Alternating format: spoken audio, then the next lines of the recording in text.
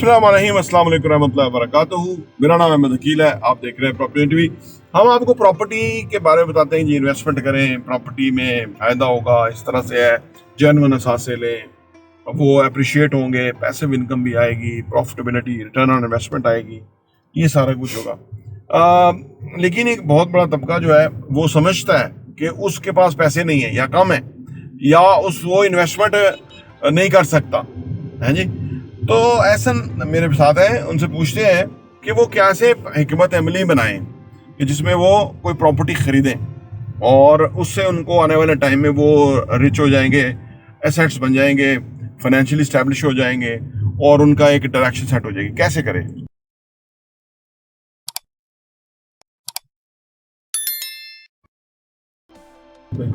मैंने देखा है, अब मैंने जो पिछले मैंने अभी एक्सपीरियंस किया रियल एस्टेट में 1-1.5 साल में, तो मैंने देखा है काफ़ी सारे लोग, मैंने इसमें छोटी अमाउंट से भी लोग आए थे, उन्होंने अपनी इन्वेस्टमेंट्स इंक्रीज़ की हैं, उनको उन्होंने बढ़ाया है, उनको मल्टीप्लाई किया इन्वेस्टमेंट्स को। लाखों में आए थे वो, फिर उन्होंने उसको करोड़ों में मल्टीप्लाई किया, फिर आगे मजीद करते गए। तो इस तरह एग्जाम्पल्स तो मैंने देखी हैं, बट इसमें एक चीज़ मेन इंपॉर्टेंट जो है वो ये है कि जैसे रियल एस्टेट है वो एक एक्सपेंसिव चीज़ है। तो अगर आपकी इनकम कम है तो फिर आप नहीं उसको उसको आप नहीं परचेज कर सकते, उसको आप नहीं हासिल कर सकते। जैसे कि अगर आपके पास टिकट ही बस का है तो फिर आप जहाज़ में नहीं जा सकते ना, आपका टिकट ही बस का है।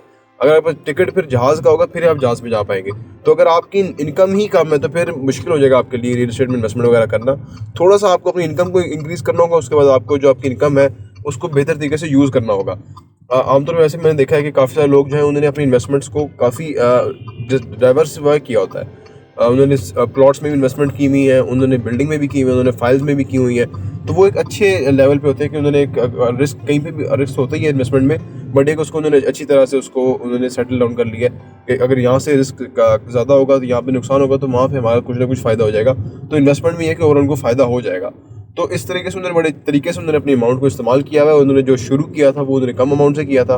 तो ये इसमें देखने की मेन बात यही है कि शुरू छोटे अमाउंट से भी शुरू किया जा सकता है। अब प्रॉपर्टी अगर आप देखना शुरू करें तो छोटे अमाउंट से भी आ जाती है, जिसमें आप फाइल्स वगैरह कह लें। लेकिन अगर आप फाइल ही आप ले रहे हैं जो कि एक बिल्कुल इलीगल सी सोसाइटी है और जो इसका कोई नामो निशान नहीं है, तो वो तो फिर फाइल ही रहेगी।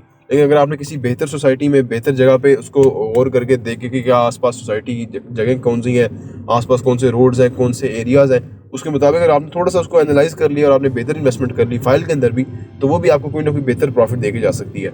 उसके बाद फिर आप उसको मजीद प्लॉट में मल्टीप्लाई कर सकते हैं, प्लॉट से फिर आगे जा सकते हैं आप। तो इस तरह आप किसी ना किसी तरीके से आप अपनी इन्वेस्टमेंट बढ़ा सकते हैं। तो ये तो मतलब आप वो लोग ले सकते हैं रियल एस्टेट।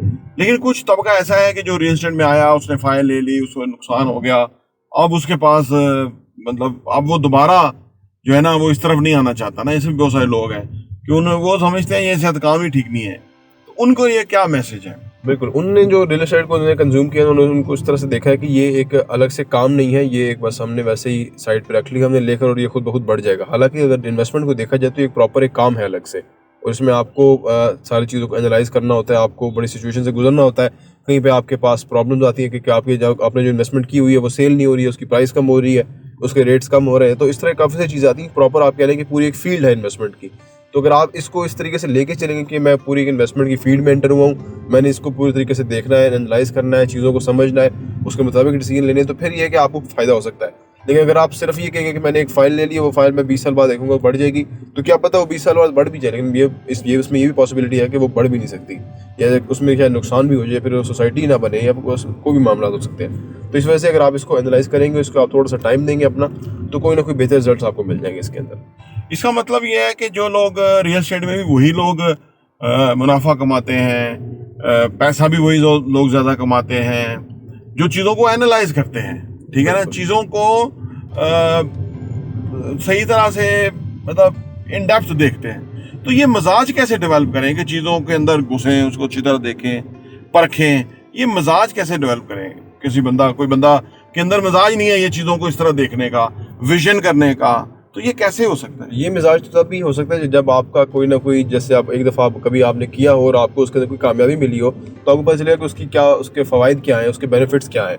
तो अब कभी आप ट्राई करें इसके बारे में, कुछ चीज़ों को करना शुरू करें, क्या पता आपको उसमें बेहतर इसके आउटकम मिले, बेहतर उसमें कोई रिजल्ट्स मिले। तो ये है कि आपका खुद ब खुद उसके ऊपर जो यकीन है वो बढ़ना शुरू होगा कि यार मैं अगर मैं कुछ चीज़ों को समझ रहा हूँ, मैं एनालाइज कर रहा हूँ, मैं कोई कैलकुलेटेड रिस्क ले रहा हूँ, तो उसका मुझे फ़ायदा हो रहा है। तो इस तरीके से आपके एक्सपीरियंसेस से ही होगा।